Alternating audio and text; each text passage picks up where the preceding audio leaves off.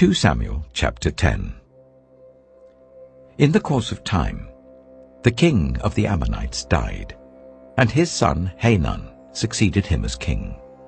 David thought, I will show kindness to Hanun, son of Nahash, just as his father showed kindness to me. So David sent a delegation to express his sympathy to Hanun concerning his father. When David's men came to the land of the Ammonites, the Ammonite commanders said to Hanun their lord, Do you think David is honoring your father by sending envoys to you to express sympathy? Hasn't David sent them to you only to explore the city and spy it out and overthrow it?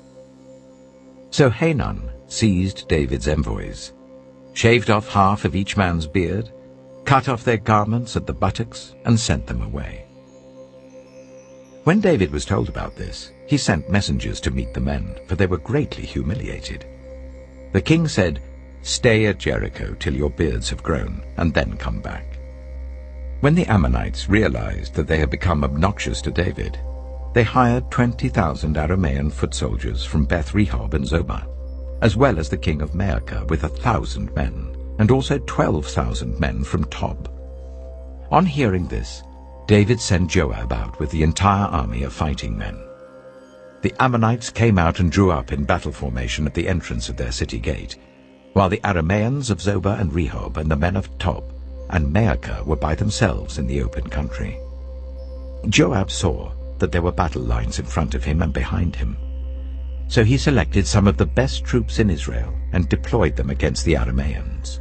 He put the rest of the men under the command of Abishai his brother and deployed them against the Ammonites. Joab said, If the Arameans are too strong for me, then you are to come to my rescue. But if the Ammonites are too strong for you, then I will come to rescue you.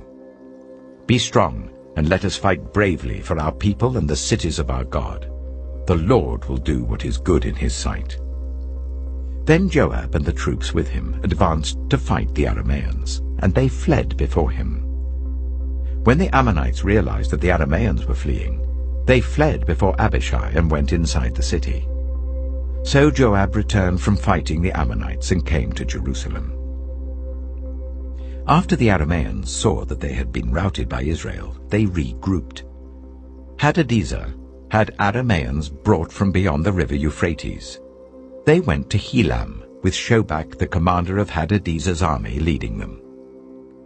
When David was told of this, he gathered all Israel, crossed the Jordan, and went to Helam. The Arameans formed their battle lines to meet David and fought against him.